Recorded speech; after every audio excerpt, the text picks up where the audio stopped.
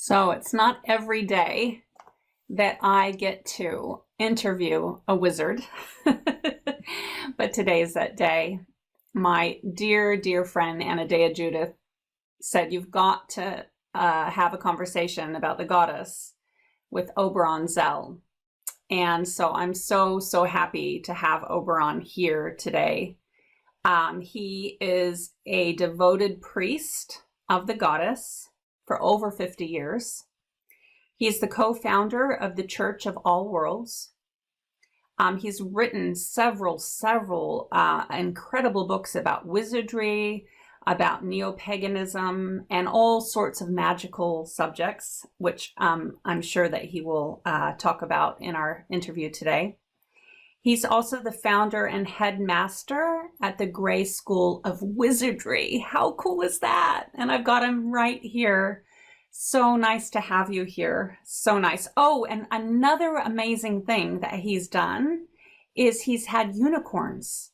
And I'm hoping, Oberon, that you'll talk about the unicorns, because when I was a little girl,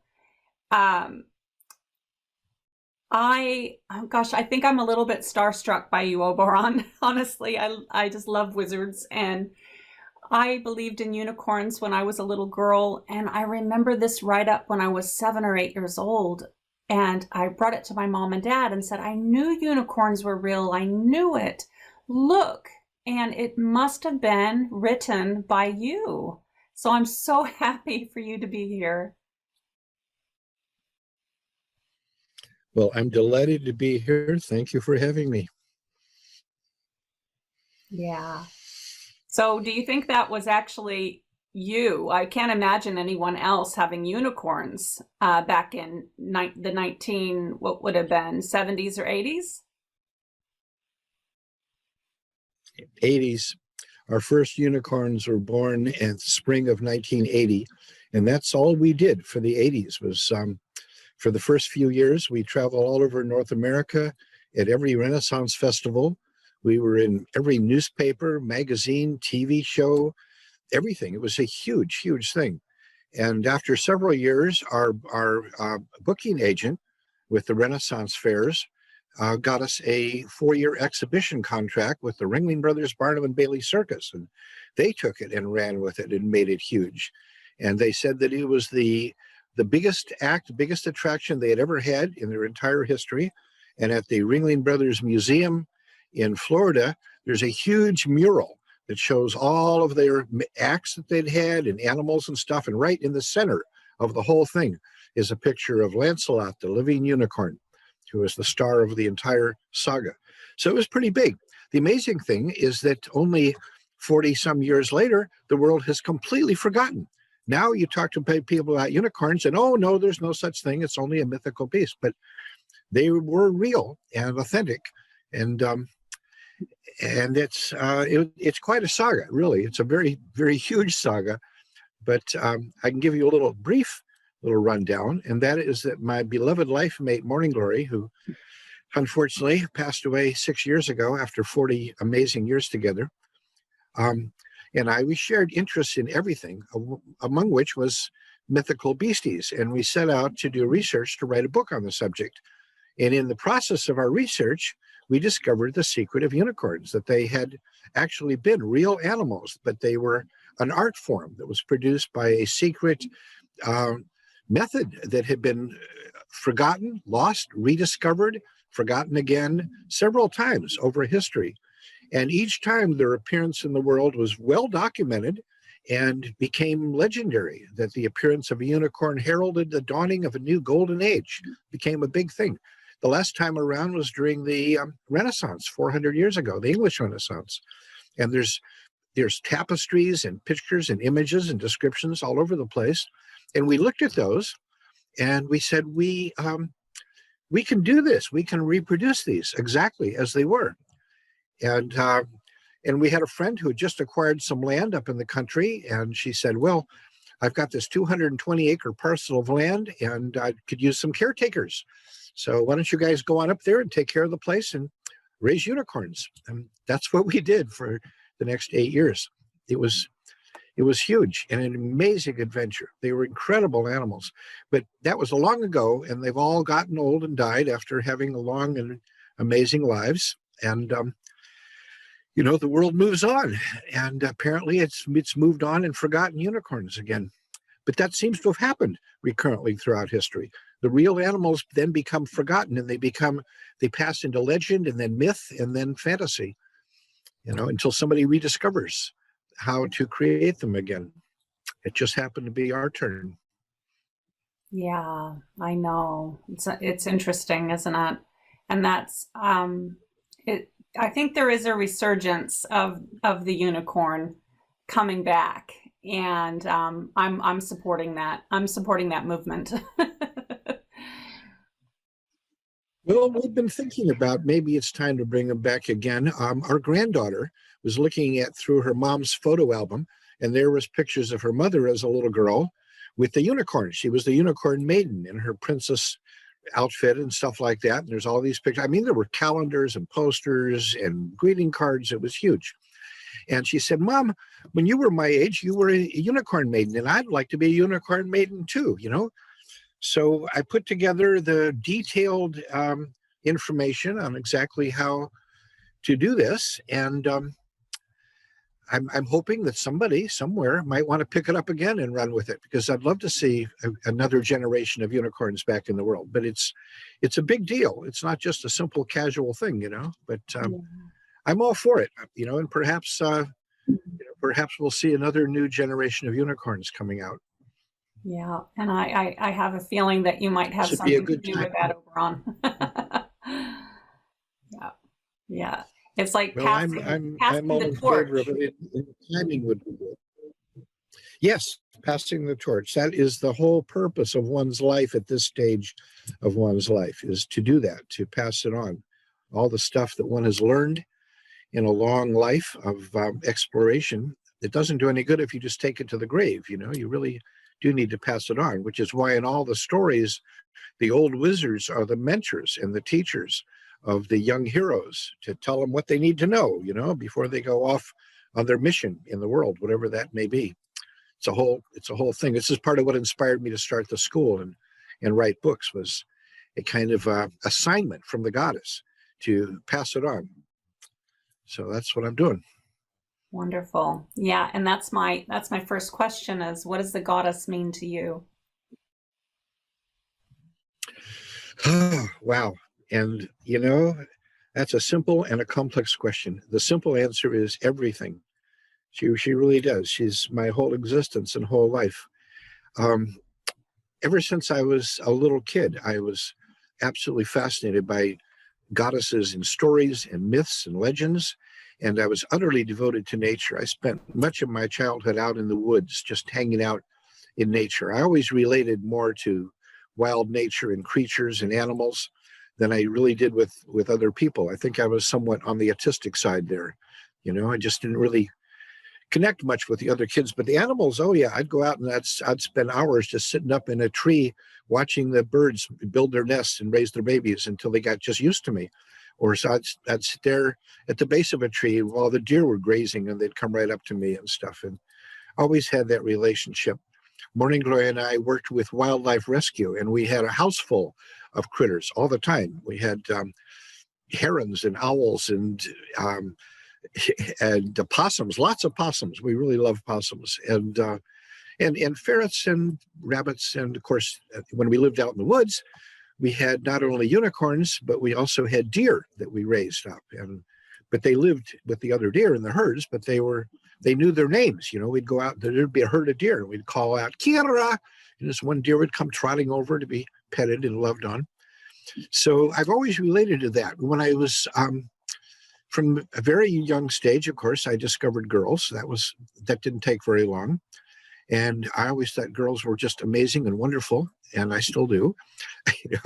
I think I would have to say that it would be hard to find anybody who loves women more than I do. And if they do, that's wonderful, and it should be. But I've always seen women as avatars of the goddess, as priestesses, as goddesses incarnate on the earth. And it's always been that way to me. In fact, I'm just inspired to be writing a book on the subject of A Wizard's Guide to Women, which we'll talk about this kind of stuff. So that's it. And I had all that mythological background and all the biological background, and I was fascinated by natural history and evolution and all of that, how it fits together. And 50 years ago, in 1970, I had a vision, an incredible vision of the goddess that changed my life and was profound and revolutionized the entire early pagan movement that was just kind of getting launched at that time. And that was a vision in which I kind of, well, I was, tripping actually, but that's what it takes sometimes to have a vision like that. And I kind of fell back into the river of DNA of all the way back to my birth, to my conception, when it was just simply a single cell. It's how we all begin our life, as a single fertilized cell. And I went back to that, and then on back through the genetics of my parents that produced that moment of conception, and on back and back and back and back to the very beginning of complex life on Earth, which happened about 500 million years ago at the Cambrian explosion, 544 million years ago, when the nascent single cell life that had been hanging out in the oceans of Earth for 2.5 billion years and nothing else, just like a whole batch of unfertilized eggs or seeds waiting to be fertilized for a very long time, since the very beginning of water on the planet. And all the water on Earth came from space, and evidently so did life. And 500 million years ago, that life was fertilized in the Cambrian explosion, and suddenly there was incredible radiation of every kind of complex creature. But that moment was exactly the same as the fertilization of our body that creates us, the moment that a sperm and an egg of our parents come together to create a zygote. And that zygote then proliferates and splits and goes off and creates an entire complex organism, which we all are, of trillions of cells, all specialized and organized, and a whole being, but still a single being. We are a single being, despite the fact that we compose trillions of cells. We are a single being because it's all the same protoplasm. It's all the same DNA, because when cells divide, they just put the same stuff into the two next ones. It isn't like, they go off and they're separate. It's all one. And that realization was so profound that in my vision, I rose up from the earth and I watched the life from that initial beginning spread out across the surface of the planet and to become the beautiful living biosphere that is our Mother Earth. And as I gazed down in wonder at this phenomenon, she opened her eyes and smiled at me, and she said, "Now you know me." And, tears squirted from my eyes, and I just fell to my knees in awe, in reverence. And I said, "I shall ever serve you." And from that moment, that has been my entire devotion. And eventually, I was even able to create an image that replicated that vision. And this is my image of the millennial Gaia, which I created 22 years ago, and is now all over the world. Thousands and thousands of images of this in several sizes. This is the smallest and original version, but she's now available in a 14-inch and a 24-inch size, and we're working on getting a life-size version out, which I really look forward to. That's kind of the goal here, is to have her fully life-size. So that's kind of that. And I spread that vision. I wrote it all up, and I started lecturing about it and doing art and talking about this everywhere, and it caught on, and it spread throughout the community, the whole concept of Mother Earth and Gaia and all of that unity of life as a single living organism. And a few years later, a British biochemist named James Lovelock came up to a similar conclusion, not from the inside out like I did, but from the outside in, looking at the Earth from space and seeing it as a single living organism. He saw it like the atmosphere as if it was the shell of a snail or something produced by life. But he didn't quite have the same concept that I had of it all being a single organism. But his idea, which he called the Gaia hypothesis, spread and caught on and galvanized the scientific community. So we had these two parallel and convergent visions, of living Earth that both informed the world and changed the world, I think, in an amazing way. And that has become the underpinning of both natural science and biology and evolution today, as well as of the entire pagan religious movement, which is now the second largest religion in North America, and by the surveys and estimates at over 4 million people, which is huge. And I'm pleased to have had my little part in fostering and inspiring that movement, because I'm very proud of it. So that's the story of my connection with the goddess, and I will be offering to people a poster of her at the end of the show. So there you are. Oh, thank you so much. I'm very excited about that poster. So the poster is going to be part of the all access backstage pass. So everyone that's listening, definitely sign up so you can have that free poster, because it's beautiful and very, very powerful. The representation of it has so much meaning and significance as well. So it's not just a beautiful picture of the goddess, but it's very symbolic of the connection of the goddess and the earth, Mother Gaia. So that's my next question, is if you could explain a little bit about that connection and how important it is for us to be reconnecting with and awakening our own connection with Gaia and with our own goddess and our roots. And one more thing is that you're also offering, I can't remember exactly what you said. It's something to do with the goddess as well. So I'll let you talk about that a bit more, Oberon. Oh yeah, I will also include a little write-up, a little article that Maureen Glory and I did on the subject called "Who on Earth is the Goddess?" And so that will be an accompaniment of the picture.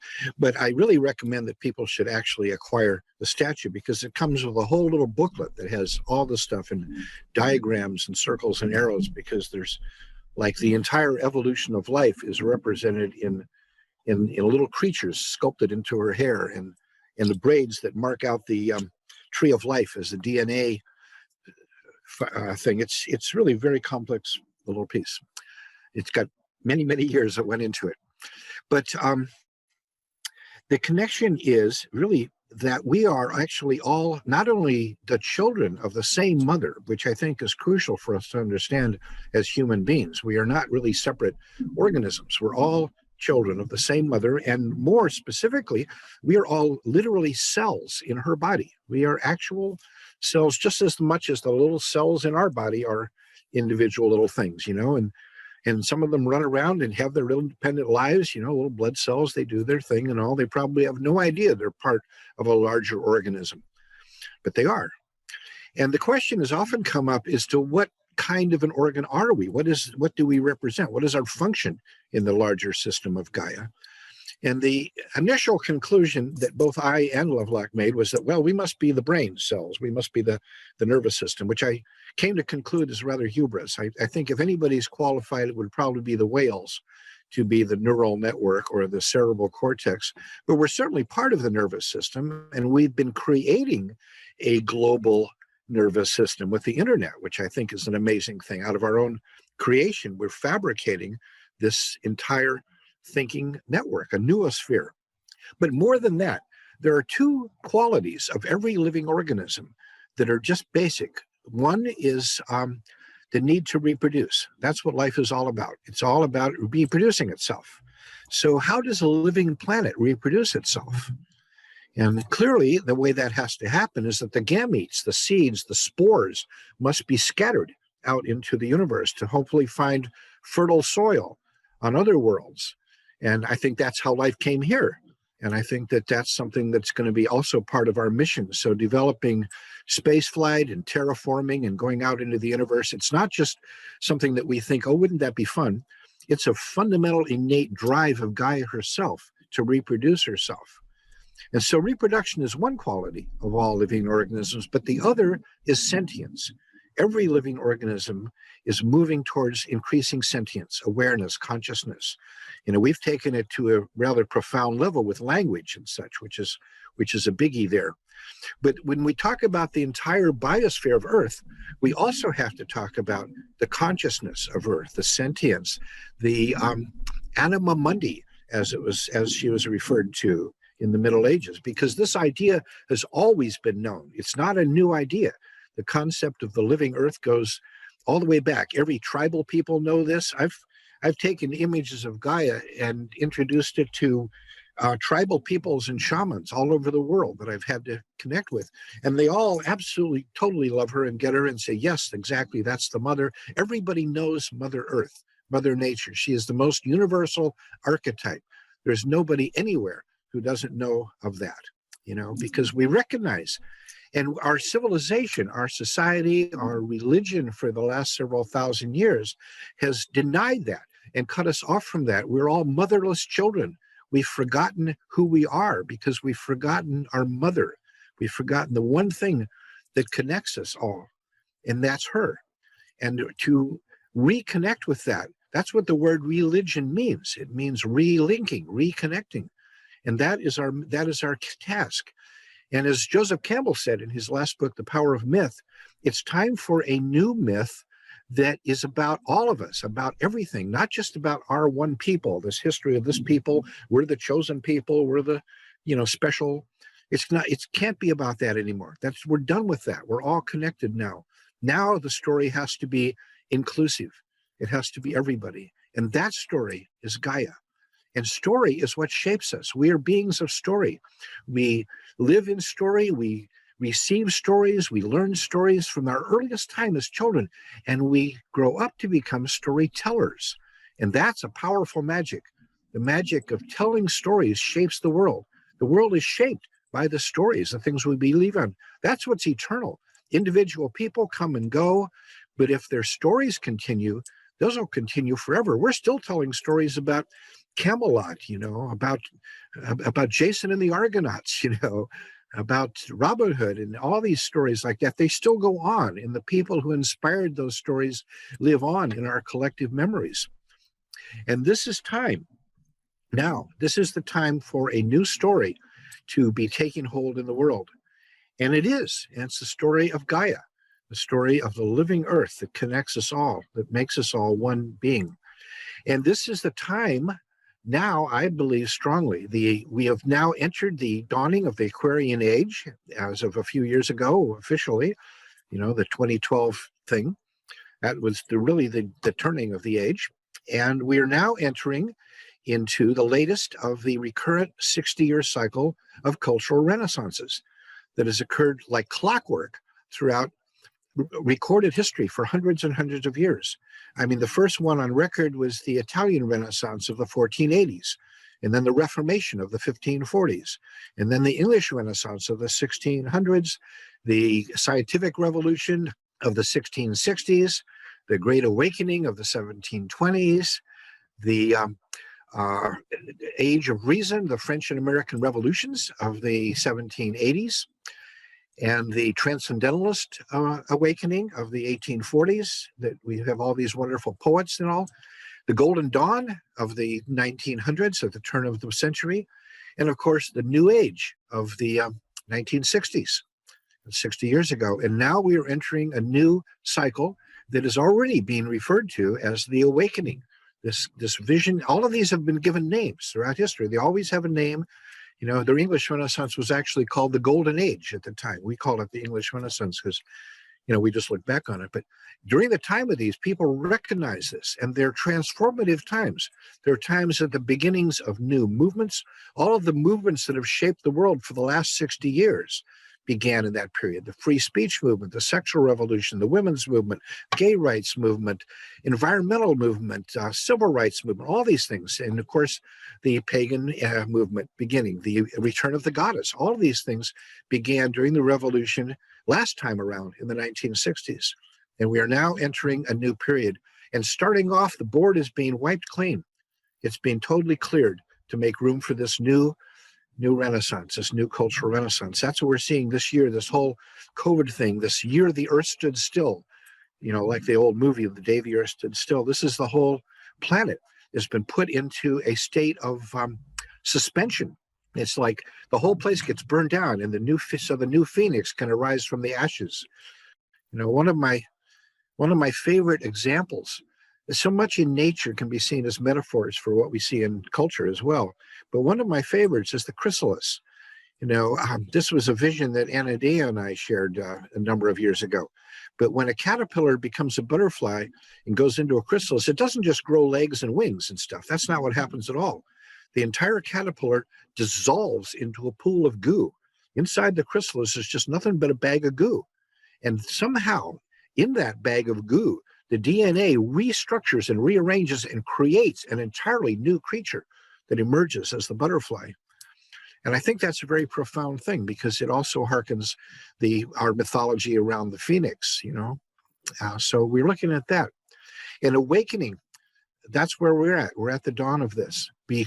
And interesting enough, the whole COVID thing has put us in a place where we, over this past year, have not been meeting physically the way we used to do. We used to gather in gatherings and festivals and parties and connect with each other physically. And then after decades of doing that, we've all been cast into our isolation. But this new technology that we are using right now, the Zoom, the internet, virtual reality, is allowing us to connect globally with people anywhere on the planet. We don't have to be there physically. We can connect everywhere through this new neural network system that we've created, and it's come into being during this period. And I don't think that people are fully appreciating how much, what a transformation this is being in this time, that people are just looking at, oh, everybody's dying, we got COVID and stuff. But that's not, there's much more to it than that. It's bigger than that. It's a preparation. It's a readiness. It's a clearing the stage. It's before the next act comes on. And that next act is right before us, right around the corner. So anyway, that's a little of that. I'll be happy to take it any further you want to go. I love it. I love everything that you're talking about. I agree 100% and complete alignment. So yeah, it's I think you might have answered all my questions. I have a new question, and this one I thought about it right before we started the Zoom call, and I haven't asked anyone else. But I would like to know from you, do you feel that this is the apocalypse? Well, that's a very interesting thing. Apocalypse refers to the end times. And I do feel that this is the end of several major cycles. What Robert Heinlein called the year of the jackpot. Starting, there was the turn of the millennium. That was a big thing. Everybody got really excited about that, and it was huge. I remember watching it from satellite, which was the first time we'd been able to do that. And the satellite would pan around the world, and you'd see all these bright lights flashing off here and there. And then there'd be pictures down on the ground of people celebrating, and they were celebrating with ceremonies and rituals that were talking about bigger things. I mean, I remember one that was a big, huge goddess ritual in Lithuania that they celebrated with at that. And then we had the 2012 thing, the ending of the age of Pisces and the dawning of the age of Aquarius. And that was big, as it was a winter solstice sunrise aligned with the center of the galaxy, the 0 point on the big, huge wheel of the precession of the equinoxes, like a clock going around and finally coming around to the starting point. We had to know what the starting point was. We knew that the cycle was 26,000 years to go through all the 12 houses, the 12 constellations, the 12 hours of the zodiac, however we want to interpret it. It's always 12, But we came around full time. So that was like, midnight on New Year's Eve was that moment. And then a new beginning, moving from the age of Pisces to the age of Aquarius. And now we're beginning the newest of the 60-year cycle. And all of these things, they mean an end. But as Augur said in The Dark Crystal, end, beginning, same thing. The wheel turns. It's a wheel, but it's not it doesn't bring us around to the same place. It's not really a wheel. It's a spiral. Each time around, we come completely in a circle, but we're also in another level of new place. It's a spiraling movement going up, like Ken Wilber talks about in spiral dynamics. We're moving forward. So this is a new level, but we can see, because we can see the cycles. We can look at the 2,000 some year cycle of the astrological ages. We can look at the 1,000-year cycle of the years. We can look at the 60-year cycle of cultural renaissances, and we can have some idea of what to expect because we've been here before, and there's stories about it, stories like the Ragnarok story of the Norse people that talks about the previous cycle or something that went around. So this gives us a lot of vision. This is a time of vision. And since it's wide open now, since the stage has all been cleaned off of all the debris of the last act, the Christian era is over by their own reckoning. The official Christian books, there have been lots and lots of them talking about, well, it's the end of the world, end of times. What they're referring to is a biblical prophecy of 6,000 years of history. And then you have the apocalypse. And then you have the millennium, something new comes in. Well, that 6,000 years is done. They set it up that the starting point was 4004 BC, which according to that means that their cycle ended in 1996. So we're giving it a few more years for them to get all the stuff off the stage, and take down the posters, but it's over. That show is done. And we've seen a spectacular example of that in the current election. And I won't go into the politics, but you can figure it out, that this has been transformative. And so now we're ready to move on. We're now ready to put up the new furniture on the stage and decorate it up and put up new sets and start the new show, because that's where we are at right now. And here's a crucial thing, really crucial. The last couple of cycles around, big ones, have been the rise of a patriarchal revolution, of a monotheistic father god religion run by a priesthood and a warrior culture and so on, whose primary objective has been the suppression of women, the suppression of the goddess, the erasure of the goddess, the erasure of women. And a key way that that's been done is that all of these new religions eliminate priestesses. No priestesses, only priestesses found in pagan religions. And so the return of priestesses, the returning empowerment of women, the fact that we now have a woman vice president and two powerful women in the White House, the First Lady and Vice President coming up, the incredible rise of women in places of Congress and importance, it's profound. And what it really is the return of the priestess. And that's what, because it's a little different. Being a priestess is not the same as being a female version of a priest, because a priestess actually is an avatar of the living goddess, a full presence. She manifests through you guys. And that's why they were scared shitless of y'all, frankly. They enough to burn untold hundreds of thousands of women at the stake. And the war against women over history has been devastating. The very first laws that were created when the alphabet was first invented by people like Moses was to suppress women, to deny women rights and freedoms. And if you look at the history of culture, there are many cultures that are frozen in time. They just kind of got locked into a particular phase of history. And that's the place, according to their own stories and myths, that the men rose up and suppressed the women, because the women advanced the culture. All the men were doing was fighting and hunting, and telling stories. But it's the women who created all aspects of culture and civilization.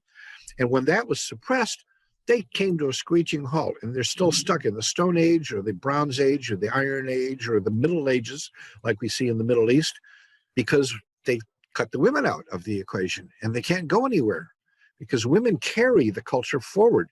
They create culture. They teach the children. We spent some time in New Guinea in another research project expedition searching for mermaids. And one of the things that was remarkably obvious, we saw all these villages that we visited, and the women were way ahead of the game. They had been going to school and learning English and were getting jobs in the cities and raising their kids and all this stuff. And the men were just still sitting around telling tall tales and picking fights with each other. They didn't learn they didn't move forward like that. It was all the women doing that. Women are the leading edge of evolution, culturally and physically. All of that stuff. It's really quite profound. And so the big thing, the biggest answer, I think, to the whole devastatingly destructive history of the patriarchal revolution over the past 3,600 years, really, from the beginning of the Iron Age, is to re-empower women, to bring you guys back in every way we can, and to support that. And I think that is the task of conscious men at this time, is to support the re-empowerment and the repositioning of women in places to be effective. And I'm really excited about that, because I think everything is lining up right now perfectly. All the pieces are falling right into place. And here you are. And here is this conference, and all these things are happening. Yeah, that's right. And Oberon, I'm putting my crown on, my priestess crown. Just make sure it's not crooked.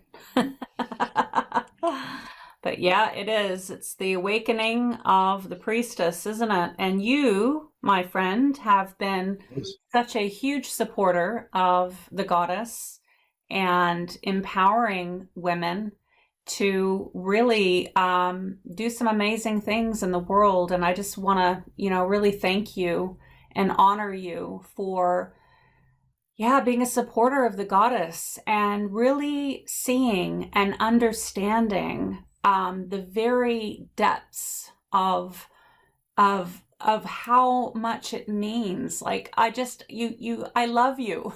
I'm so happy to be interviewing you. And so my last question is, how do you see that men and women can really connect in with Mother Gaia, with the priestess, and really awaken that power within to make a difference?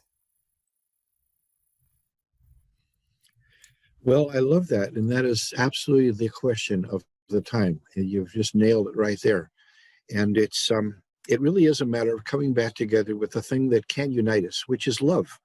I mean, love is known throughout the magical community and beyond as the most powerful magic. We all know that.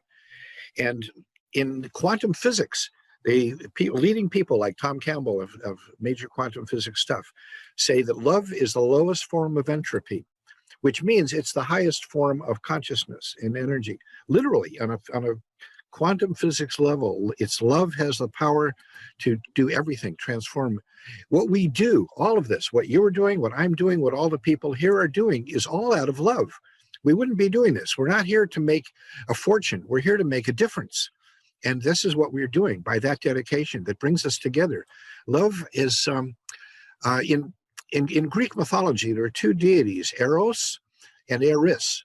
And Eris is the goddess of chaos and discord and entropy, everything falling apart. And Eros is the god of love and coming together and attraction and binding.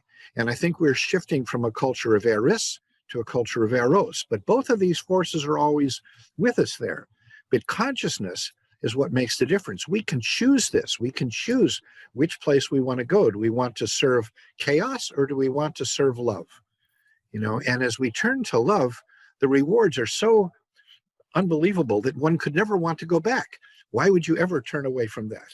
So I think that is really crucial to the whole thing. We're emerging a whole new culture. And everybody's been saying that. This is nothing radical. Love is the answer. All you need is love. Everybody knows this stuff. Love is the greatest magic, and so on. It's not really radical stuff. We know all this stuff. We know that we are all children of the same mother. We know about Mother Earth, Mother Goddess. The holiday celebrations and the customs that we know have deeper meaning. It's just resonates within us. The old stories keep on resonating and being retold. What this new stuff, it's not new. We're not discovering something. We're remembering stuff that we have always known and have just simply forgotten, like awaking from a dream that we've forgotten what we dreamed about. And now it's beginning to come back, and we're dreaming together in a new union. And I think it's amazing and awesome. And it's all about love. It really is. That's the core to the whole thing. And personally, in my own personal life, my love of of nature, my love of the goddess, my love of women is all one thing. It's all a great love. And that's what I live by. That's who I am. And that's my work. It's all about love. It is all about love. And I think, with the world, the state of the world as it is right now, there are so many, it almost feels like people are being fractured, different, like the Native Americans and some of the tribal communities are almost in some ways separating out from each other. And, for me, the goddess is, we all have the same mother. We're all connected. We're all connected with love. And so that's always been my mission. But I must say, Oberon, when I really claimed my crown and claimed my throne and put my staff into the ground and said, right, I'm really going to own this, it was really scary. It was very scary. I put myself out there, and then I retracted everything, and I cried for about a week. And I thought, why am I so afraid to just be who I am and show the world who I am? And it was a whole process, an awakening process of really owning and claiming who I am. And it's the judgment that separates. And I then got attacked on the computer on my Facebook by someone because I've come out and said I'm a priestess, I'm the goddess, I'm not hiding it anymore. Like, it was kind of in the cave before, and now the mistress of magic is out of her cave, and then I did get harassed and attacked, by a hater. And I was hoping that you could give me and the people that are listening to us right now and watching maybe some tips on how to cope with that, it's all well and good for all of us that do believe in Mother Gaia and do believe in love, but how do we deal with the haters? How do we deal with the people that just want to destroy us because of who we are? Yeah, this has been a question for thousands of years. This has been going on. There has been that. But the last Star Wars movie had a recurrent line that I thought was interesting because since it was repeated several times, it was significant. And that was, they win when we think we're alone. But we're not alone. We are many. And there are many more of us all the time. And so I find that being out is the most powerful magic that we can do for that. I wear my pentacle proudly everywhere I go, and people will see it. Well, somebody, anybody, you never know where, a store, a restaurant, someplace, and people say, I like your jewelry. And they'll reach into their shirt and pull out their pentacle. And we look at each other and we connect with each other, and we realize that we are not alone. And that is the thing that keeps us separate, is that sense that we are alone. But we're not. We're a growing force, and we're united. You're united by our love and our recognition, not only that we're all children of the same mother, but to look into each other's eyes and see that recognition. And we have, and we do.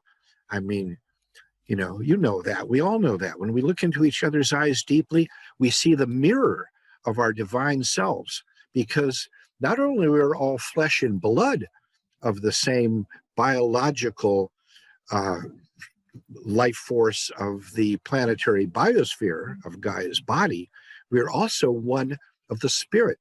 The spirit is as universal as water. We are vessels. We are temporary vessels for spirit, just the way water can be in temporary vessels, but it's still all the same water, and the spirit is all the same spirit. We are not only all one physically, we're also one in spirit. We are all imbued with the spirit of that divine cosmic universalness that we call the goddess. Or we may call it God, or we may call it spirit, or we may call it magic. But whatever we call it, it is a universal spirit that fills us all as vessels. And when we know that and recognize it, and we can see it when we look into each other's eyes, and we can get that smile and go, yes, there you are, there I am. That's why the core phrase of the Church of All Worlds is "Thou art Goddess," you know. And as we know that and we speak it to each other, especially after moments of deep connection, like lovemaking, you know, when we can really totally recognize that and go, oh my, oh wow, I am looking into the eyes of the goddess. I'm looking into the eyes of myself. I'm looking into the mirrors, not only of your soul, but of my soul as well. That's a profound, profound, moving thing that does bring tears streaming down our face. And we fall into this reverie and this reverence, reverent reverie. You know, that's a very nice way of putting it there. And we're spreading that. It's growing and spreading. That's the main thing. And that's all we really need to do. Is exactly what we're doing right here, is keep spreading the word. And more people see it and more people go, ah, that's it. That's where I belong. There's my people. That's who I am. That's what I've always known. I just didn't know there was anybody else. And that's how people come into this. They don't come into it with a conversion. They come into it with a recognition of homecoming. And when people come to their first pagan gathering, the first thing they always say is, I feel like I've finally come home. And we get to say those most beautiful words. We get to say, welcome home. And every pagan festival now, everywhere, always has a big sign over the entrance that says, welcome home. And that sense of homecoming is so powerful that it stays with us, even when our paths have to separate and go off in different ways. We always hold within us that home. You know, as Zena Henderson said in her Stories of the People, remember the home, because that's where we all live together. I love that. Thank you. I love that. I love that we're not alone and that we all have each other, and that our community of being connects us all and brings more power and more magic. Thank you. Yeah. And is there any last and final things that you would like to say, Oberon? Well, you know, if I want to leave people with one little phrase, I would like to leave them with the one that we've adopted as the motto of the Great School of Wizardry. And it was formulated by Cicero over 2,000 years ago in the phrase in Latin, omnia vivunt, omnia inter se connexa. And in English, that means everything is alive and everything is interconnected.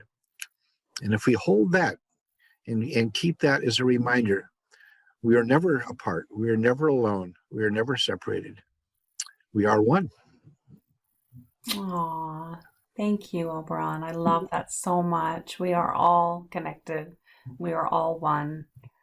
And yeah, I love that so much. Now, you said that you're writing another book. So is there another book on its way? Oh, I've got a bunch of books on the hopper. Well, one of my morning glories and my first and last apprentice worked with me for several years, worked with both of us really, to create a incredibly beautiful children's book. And we just completed getting all the artwork done, and we're looking now towards actually getting out. And it's called The Song of Gaea. And you can see the beautiful artwork and the poetry for it on the website. Song of Gaea is the website. Just check that out. Song of Gaea, a paean to nature. And then I'm looking at, I've got a book on history's mysteries that I've got lots of chapters written already, and I've been using it for lectures. So I'm hoping to get that out soon. And then I'm working on a book for guys, for boys and men, on women and girls, to be called A Wizard's Guide to Girls or A Wizard's Guide to Women. It should probably be two books, because it's kind of separate messages, but that's one where I'm recruiting lots and lots of women to contribute to what they think that guys really need to know that they don't, as well as my own observations of a lifetime of loving women. And the next chapter of the grimoire, my first book was the grimoire for the Apprentice Wizard here. And I'm working on a grimoire for the Journeyman Wizard, which will take it to another whole level. This became the foundational textbook for the Grey School of Wizardry and many of the other books too. So I'm working on that. And and of course, the Gaea book. This is one that has been waiting for 50 years. And I've got all these notes and all these writings and all and illustrations that I've done and everything for it. And I really want to get it out there. And it would be called Gaea Genesis, Conception and Birth of the Living Earth. And I'm really looking forward to finally getting that one together. Oh, and then there's one on death that I co-wrote for some time a book with a death doula who helped Morning Glory's Passage, name of Judith Fenley. But when we got it all together, the publisher, Llewellyn, decided that it was really 2 books and that they just wanted to go with her part, which is all about the dying process and home funerals and all of that. And my part was all what comes next after that, you know, from rites of passage to the journey through the afterlife and where do we go. And so that's kind of now separated off. And I'm going to be doing another book on that to be called The Undiscovered Country, which I think was going to be a lot of fun. And most of the material is already written. It's just a matter of putting it together in a new format. So I've got a lot of books that are within months of completion. But right now I'm trying to establish a new life during this particular period at a new place and not having a lot of time for writing. I'm spending my time doing things like this, which is also important and part of my mission. I've always kind of operated on these mission assignments from the goddess, you know, like that Mission Impossible thing. I get this mysterious phone calls in the middle of the night. Hello, this is the goddess speaking. Your next assignment, should you choose to accept it? And then there's an assignment. And I know the secret of the thing is you have to take it. You have to take the mission, the job, because if you don't, then they just cancel your show and you got nothing. But if you take the assignments, you keep getting better assignments, you know, and that's kind of the way I've lived my life. It's been one assignment from the goddess after another. I love that so much, and I totally relate to it. Sure you do. I'm sure you get those assignments too, and I'm sure everybody here does, you know. Yeah. We'll take them. That's the thing. Just take them. Yeah, those are beautiful words of wisdom. And I, you know, at 46 years old, I only want the assignments from the goddess now. That's all I want to do. So it's interesting Come on, when you got that, it's interesting, Oberon, that you said something about a book about death, because I intuitively, before we started talking, before I came onto Zoom, I started thinking about a book about death and the process of death and how important that is right now. So intuitively, I'm feeling like that is, and I've got chills, I call them truth bumps all over my body, that's a really important book that you need to complete and get to the publisher. I think especially with everything that's going on in the world right now, people really would be welcomed, you know, to know more about how to embrace that part of the cycle of life. I mean, I think everyone knows how to accept life and birth, but death is a little bit more challenging for a lot of us. So that would be a really, really great gift to humanity. Well, maybe I should bump that one to the top of my list of priorities then, because it's the material's really already there. It's just a matter of sorting it and organizing it into a book. I have a publisher who's eager to publish it, and an editor I'm working with who's all excited about it. There's another one that I've got on the hopper too. It's a lot of work has been done, and it's interviews. Well, not interviews so much, stories by people who have come over from Christianity into paganism just by discovering the goddess. And the book is called Goodbye, Jesus, I've Gone Home to Mother. And it's sort of like imagine a note on the kitchen table with an open door. And I've collected stories from like ex-clergy, ex-nuns, ex-priests of the Christian churches who have discovered her and have come over to be with her. And there's some powerful stories, beautiful stories there. So I'd like to get that one out too. There's so much. I'm 78 now. I just turned 78, and I've got lifetimes of books to write still ahead of me. So I've got to stick around for a while, at least another 40 or 50 years, you know. Yeah. So much to do, so little time. So little time. Yeah. Wow. So you're You're a true wizard, full of wisdom, full of knowledge, full of so much wisdom, and I'm so grateful for this conversation with you. And thank you so much for sharing your knowledge, your wisdom. And for everyone that's been watching this, I'm going to put his website and information and all of the summit material. Keep an eye out, keep an ear out for all of these amazing books that are coming. And yeah, thank you so much, Oberon. Is there any last and final words that you would like to say? Matt, all I can say is thank you very much for having me. It's been a pleasure to talk with you. You're just absolutely delightful. And what an exciting project you're taking on with the summit. What a great idea. Let's see much more of that sort of stuff and keep spreading the word. Keep doing what you're doing. You know, I love all this. I love you. Anna Day is one of my dearest loves of my life, and I'm so glad that it's a mutual connection that we have with her. Hi, Anna Day. Love you. You know, there it is. So really, I think we've done pretty well here. We've covered a lot of territory, and it's been a pleasure. Thank you. Yeah.